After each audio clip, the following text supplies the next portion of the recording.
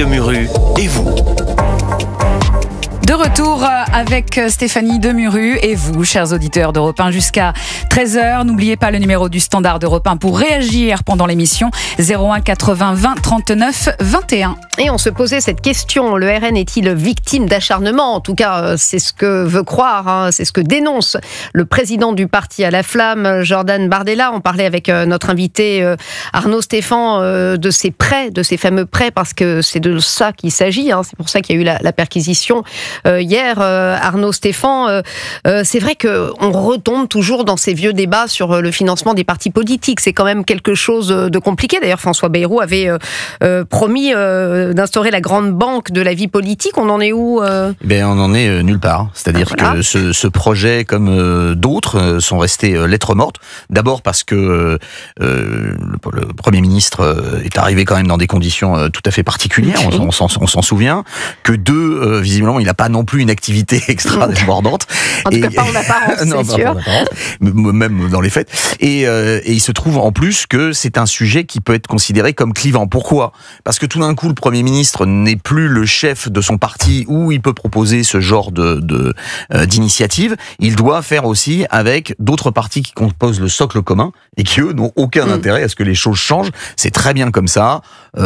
S'il y a des candidats qui n'ont pas les 500 signatures, c'est très bien. S'ils ont des problèmes pour se financer, ils avaient qu'à être gentils et qu'ils auraient trouvé le moyen de se financer.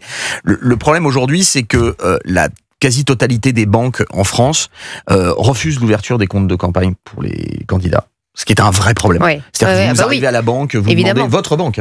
Vous demandez à ouvrir un compte en banque pour votre campagne électorale, on vous refuse. La seule qui ouvre, il faut le dire d'ailleurs, c'est la banque postale. Parce qu'on le trouve où, l'argent, forcément. Mais c'est une autre question. Mais ça va encore plus loin. C'est-à-dire que vous avez un certain nombre de députés qui aujourd'hui se sont vus fermer leur compte en banque dans la banque dans laquelle ils étaient. Bien sûr, c'est arrivé à nombreux députés. On estime aujourd'hui, il y a une règle qui a été mise en place. On estime qu'il y a des personnalités particulièrement exposées. Et donc, personnalité particulièrement exposée, on n'explique pas vraiment de quoi il s'agit, mais visiblement les hommes politiques et les femmes politiques bien sûr, rentrent dans cette catégorie et se voient refuser des prêts ou fermer leur compte en banque. C'est arrivé à Marine Le Pen. Et il y a de la Société Générale, on les remerciera, qui avait fermé le compte en banque familial et personnel de Marine Le Pen. Alors on le disait, Arnaud Stéphan, le même jour, le recours de Marine Le Pen contre sa peine d'inéligibilité a été rejeté par la Cour européenne des droits de l'homme. Je voudrais vous faire écouter une réaction ce matin, celle d'Edwige Dias qui s'exprimait sur Sud Radio. Écoutez-la. Ce qu'on constate, quand même avec étonnement, c'est que plus nous nous rapprochons du pouvoir, plus nous sommes élevés dans les sondages, plus il est confirmé que Marine Le Pen et Jordan Bardella sont les personnalités politiques préférées des Français, et bien plus il y a une sorte d'acharnement judiciaire à notre rencontre. On le voit bien avec toutes ces pseudo-affaires qui naissent. Là, cette semaine, c'était 3 affaires quasiment. Et donc, voilà, les Français ne sont pas dupes. Alors, et je pense que c'est vraiment la démonstration que le seul parti de résistance, le seul parti qui va combattre ce système, c'est le Rassemblement national. Et c'est pour ça que je lance un appel.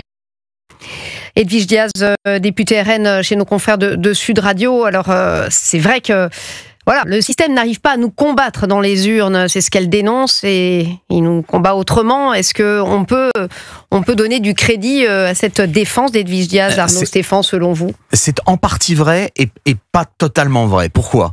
Parce qu'on sait depuis enquête d'opinion sur enquête d'opinion, structuration des votes, structuration du corps électoral, sociologie politique, etc., que ces affaires, tant est qu'elles soient vraies, et qu'elles prospèrent en termes de judiciaire, n'auront quasiment aucun impact sur le socle du Rassemblement national. Ça ne changera. L'inéligibilité, c'est quand même lourd de conséquences. Mais c'est pas les électeurs qui sont inéligibles, c'est la candidate qui est inéligible. Oui, mais avec des conséquences quand même importantes.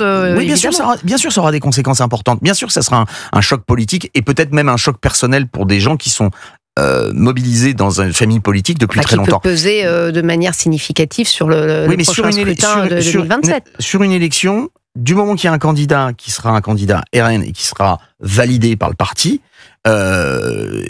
l'électorat RN n'ira pas voter pour quelqu'un d'autre. Voilà, on appelle ça le socle granitique du RN. On est entre 21 et 25% des électeurs. Ces électeurs ne bougeront pas. Vous pensez que Marine Le Pen, Jordan Bardella, ils iront pas voter Retailleau, c'est de la flûte à bec. Ils iront pas voter pour un candidat même de gauche, c'est pas vrai. Ils iront pas.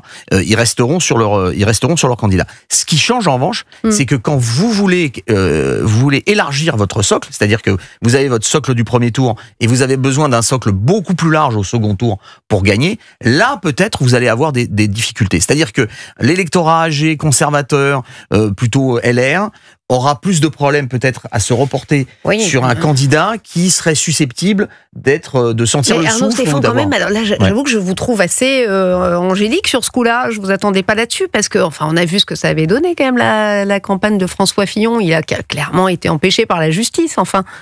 Alors c'est autre chose. C'est-à-dire ce qui s'est passé avec François Fillon, il avait dépassé très largement le socle de son parti. Il faut se rappeler que quand François Fillon se présente, on est très étonné de la capacité qu'il a de rassembler une famille politique qui, jusqu'alors, passait de scores de plus en plus mauvais. On se rappelle que sur les élections européennes précédentes, celle de 2015, donc 2 ans avant l'élection présidentielle, le candidat, le tête de liste, qui était Monsieur Bellamy, avait fait 8%. Oui. Ce qui avait d'ailleurs coûté la tête de Laurent Wauquiez pour ces 8%. Oui, absolument. Aux dernières élections législatives, LR, c'est 5%. Donc, il avait très largement... il y avait un espoir qui peut-être était un espoir d'une droite conservatrice, plus libérale, etc., qui avait enfin trouvé un candidat qui lui ressemblait. Ce qui n'était pas le cas avant. Les électeurs sont compliqués. Pour se déplacer, ils veulent vraiment que ça corresponde à leurs attentes. Ce qui s'est passé, il y a eu un effet de sidération pendant la campagne. Et en plus... François Fillon s'est très mal débrouillé et en termes de communication et en termes politiques pendant cette séquence. Il y a eu une forme d'acharnement médiatique aussi. Oui, mais personne ne dit le contraire. Mais vous savez, c'est le principe de on lèche, on lynche, etc. Il y avait eu combien de unes sur François Fillon avant cette élection présidentielle?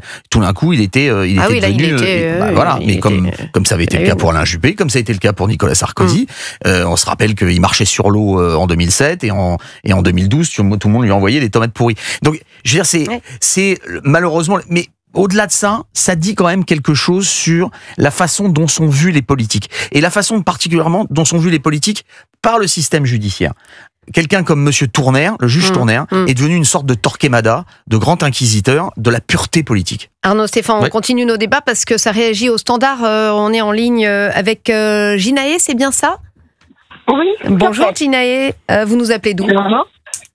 Je vous appelle du Mans. Pardon, j'ai pas entendu. Du Mans. Du Mans. Ah, très belle ville. Oui. Ça y est, les 24 heures sont passées, ça y est, vous avez la paix?